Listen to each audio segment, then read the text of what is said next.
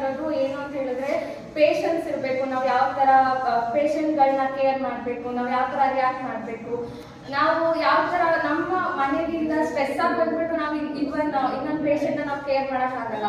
So ಆ ಸ್ಟ್ರೆಸ್ನ ನಾವು ಇನ್ನೊಂದು ಪೇಷಂಟ್ ಮೇಲೆ ಹಾಕ್ತು ಅಂತ ಹೇಳಿದ್ರೆ ಅದು ಅವ್ರಿಗೂ ಎಫೆಕ್ಟ್ ಆಗುತ್ತೆ, ನಮಗೂ ಎಫೆಕ್ಟ್ ಆಗುತ್ತೆ. ಸೊ ನಮ್ಮ ನೆಕ್ಸ್ಟ್ ಫ್ಯೂಚರ್ಗೂ ಕೂಡ ಅದು ಹಾಳಾಗುವಂಥದ್ದು. ಸೊ ಅದ್ರ ಬಗ್ಗೆ ನೀವು ತುಂಬ ಚೆನ್ನಾಗಿ ಹೇಳ್ಕೊಟ್ರಿ ಸರ್. ತುಂಬ ಅಂಡರ್ಸ್ಟ್ಯಾಂಡಿಂಗ್ ಆಗೋ ಥರ ನರ್ಸಿಂಗ್ ಫೀಲ್ಡಲ್ಲಿ ಯಾವ ಥರ ಇರಬೇಕು ಅಂತ ಹೇಳ್ಕೊಟ್ರಿ. ಮತ್ತು ಸ್ಟ್ರೆಸ್ನ ಹೇಗೆ ಕಮ್ಮಿ ಮಾಡಬೇಕು ಅಂತ, ಈವನ್ ಶೋಭಿತಾ ಹೇಳ್ದಂಗೆ ಮೆಂಟಲಿ ಸ್ಟ್ರೆಸ್ ಯಾವ ಥರ ಕಮ್ಮಿ ಮಾಡಬೇಕು ಅಂತಲೂ ಹೇಳ್ಕೊಟ್ರಿ.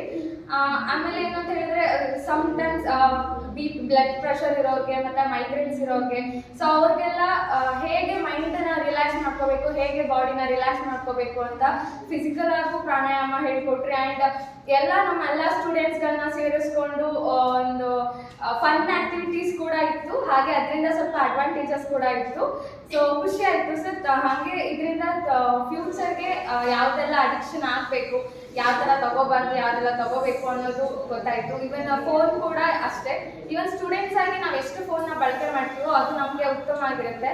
ಸೊ ಅದನ್ನು ಯಾವ ಥರ ಡಿಸ್ಅಡ್ವಾಂಟೇಜ್ ಆಗಿ ಯೂಸ್ ಮಾಡಬಾರ್ದು ಆ್ಯಂಡ್ ಯಾವ ಥರ ಅಡ್ವಾಂಟೇಜಾಗಿ ತಗೋಬೇಕು ಅನ್ನೋದನ್ನ ನೀವು ಚೆನ್ನಾಗಿ ಹೇಳ್ಕೊಟ್ರಿ.